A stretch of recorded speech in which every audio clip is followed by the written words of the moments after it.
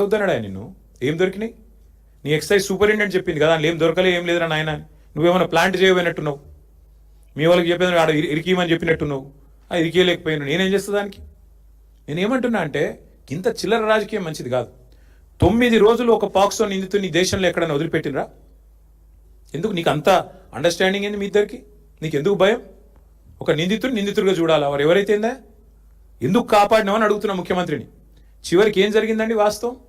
Case register చేయడానికి భయం, మీడియాలో రాయడానికి భయం. ఎవరు చేస్తున్నాడు ఈ మేనేజ్మెంట్ అంతా? నువ్వు నీ ఫ్రెండ్ కాదా? నీ ఫ్రెండ్ ఆర్ఎస్ బ్రదర్స్ కాదా ఇద్దరు మీరు? ఇది వాస్తవం కాదా? మీడియాకు ఫోన్లు చేసి బతిమలాడింది వాస్తవం కాదా? రాయకండి దండం పెడతా అని మీడియా రాయని మాట కూడా వాస్తవం కాదా? ఇవన్నీ కాదండి. 9 రోజులు ఒక నిందితుడిని దాచిపెడితే ఇంకొక సామాన్యుడైతే ఊకుంటారా పోలీసులు? వాళ్ళ తల్లిని తండ్రిని తీసుకొచ్చి పోలీస్ స్టేషన్లో కూర్చోబెట్టారు. అంటే ఇక్కడ కేంద్ర మంత్రి కాబట్టి స్పెషల్ ఎక్సెప్షనా? అంటే నువ్వు రేపు చేయి, మర్డర్ చేయి, ఏమైనా చేయి, కేంద్ర మంత్రి కొడుకు అయితే మేము ముట్టుకోమనా? రేవంత్ రెడ్డి ఉన్నాడు మా దోస్తు కాబట్టి కాపాడుకుంటామనా? చివరికి దిక్కులేక నేను హైకోర్టుకు సల్యూట్ చేస్తున్నా. బెయిల్ కోసం ప్రయత్నం చేసిండ్రు మీరు, అది రాకపోతే సచ్చినట్టు నువ్వు అరెస్ట్ అంటావు, ఆయన లొంగుబాటు అంటాడు. ఇద్దరు డ్రామాలు, తోడు దొంగలు, సిగ్గులేదు ఇంకా మాట్లాడడానికి. ఆ అమ్మాయి కాదు, ఇవాళ రాష్ట్రంలోని అమ్మాయిలందరూ మహిళలందరూ మీ మొహం మీద ఉమ్ముతున్నారు. సిగ్గులేదు ఈ ప్రభుత్వానికి అని. ఎందుకండి అంత మొహమాటం? అరే జరిగింది ఏంది, నువ్వు మాట్లాడేది ఏంది, నీకు మెదడుందా? హైట్ ఒకటే తక్కువ అనుకున్నా, బుర్ర కూడా తక్కువనే రేవంత్ రెడ్డికి. ఇంత అన్యాయమా? ఒక అమ్మాయికి అన్యాయం జరిగితే ఆ అమ్మాయి వివరాలు బయట పెట్టిన విధవలు ఎవరు బయటపెట్టు.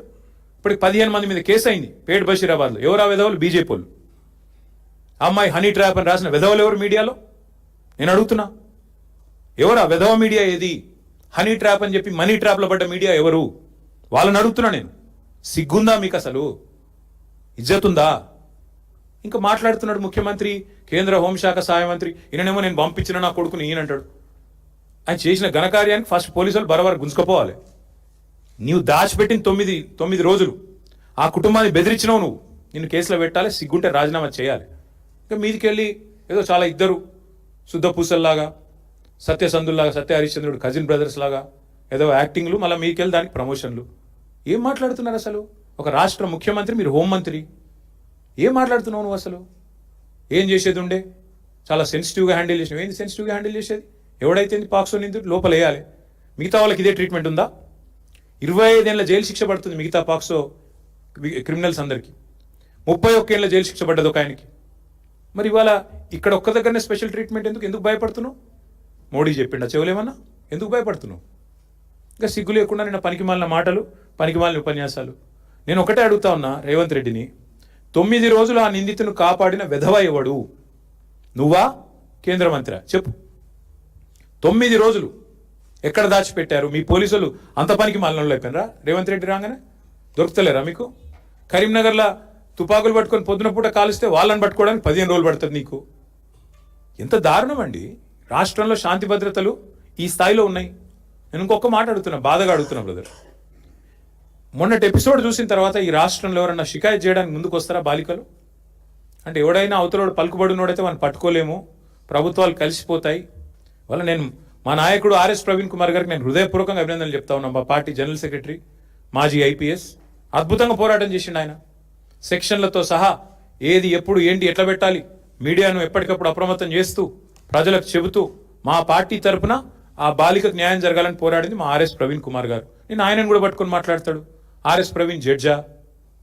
ఆర్ఎస్ ప్రవీణ్ జడ్జి కాదు, కానీ భవిష్యత్తులో తప్పకుండా నీకు పాఠాలు చెప్పే రోజు వస్తుంది. అది కూడా చెప్తున్నా నేను. వస్తుంది, ఆ రోజు కూడా వస్తుంది, ఎక్కువ రోజులు ఏం లేదు. ఎందుకంటే నాకు ఆశ్చర్యంగా ఉంది వాళ్ళ రాష్ట్రంలో పరిస్థితి చూస్తుంటే. రేవంత్ రెడ్డి గారంట కూర్చొని పోలీసు ఉన్నతాధికారులతో సమావేశం పెట్టి దొంగలను ఎట్లా పట్టుకోవాలో చెప్తున్నాడట. నిన్ను పట్టుకునేది వాళ్ళేనాయనా, మర్చిపోకు. దొంగలను ఎట్లా పట్టుకోవాలో పోలీసులకు బాగా తెలుసు. నీలాంటి దొంగల దగ్గర నేర్చుకోవాల్సిన అవసరం లేదు.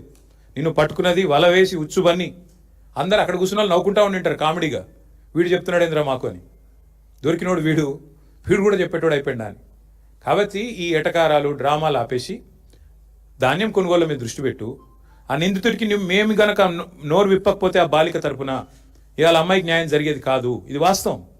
హైకోర్టుకు నేను హృదయపూర్వకంగా ఆ అమ్మాయి తరపున, లక్షలాది మంది బాలికల తరపున ఈ రాష్ట్రంలో నేను సల్యూట్ చేస్తా ఉన్నాను. ఎందుకంటే మీరు సరైన నిర్ణయం తీసుకోవడం వల్ల విధి లేక ఇద్దరు తోడు దొంగలకి ఆ పిల్లగాన్ని తీసుకొచ్చి అప్పజెప్పాల్సి వచ్చింది వ్యవస్థకి, న్యాయ వ్యవస్థకి. లేకపోతే వీళ్ళు న్యాయం జరిగేది కాదు. మీడియా మౌనం, కేంద్ర మంత్రులు మౌనం, కేంద్ర ప్రభుత్వం మౌనం, రాష్ట్ర ప్రభుత్వం మౌనం. ఇన్ని వ్యవస్థలు ఒకటైతే కూడా చివరికి న్యాయ వ్యవస్థ వల్ల ఇలా అమ్మాయికి న్యాయం జరిగింది ఫైనల్గా. ఇంతకంటే ఎక్కువ నేను ఆ విషయంలో మేమేం రాజకీయం చేయలేదు, చేయబోము. కానీ ఎవరికి అన్యాయం జరిగినా మేము పోరాటం చేశాం 2.5 ఏళ్లలో. అది లగచర్లలో కావచ్చు, వెలుగుమట్లలో కావచ్చు, లేదా మా మహబూబ్ నగర్లో జరిగిన కూల్చివేతలు కావచ్చు, హైడ్రా విక్టిమ్స్ కావచ్చు, మూసీ బాధితులు కావచ్చు. మేమే కొట్లాడింది ఈ రాష్ట్రంలో. మళ్ళీ ఇప్పుడు రైతులకు అన్యాయం జరుగుతుంటే కూడా పోరాటం చేసేది మేమే, వారికి అండగా నిలబడేది మేమే. ఆ విధవలు ఎవరైతే బయట పెట్టారో, హనీ ట్రాప్ అని వేసిన విధవలు ఎవరైతే ఉన్నారో వాళ్ళని బయట పెట్టండి, వాళ్ళ మీద కేసులు పెట్టండి, లోపల నూకండి. అందులో బీఆర్ఎస్ఎల్ ఎవరన్నా ఉంటే ముఖ్యమంత్రి నేను సవాల్ చేస్తున్నా, బయట పెట్టు. నువ్వే కదా హోంమంత్రివి, చెప్పు, బయట పెట్టు.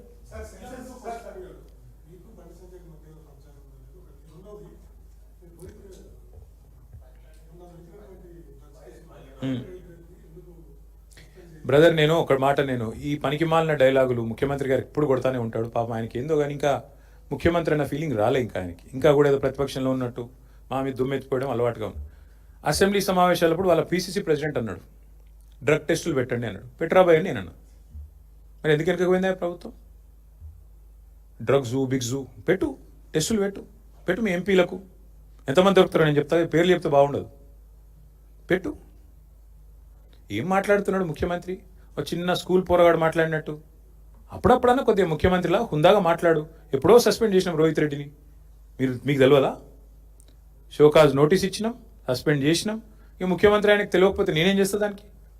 ఇంకోటి మాట్లాడితే నా బావమరిది ఇంట్లో డ్రగ్స్ దొరికినాయి అంటాడు. నువ్వు ముఖ్యమంత్రివా లేకపోతే దారిన పోయే దానేవా?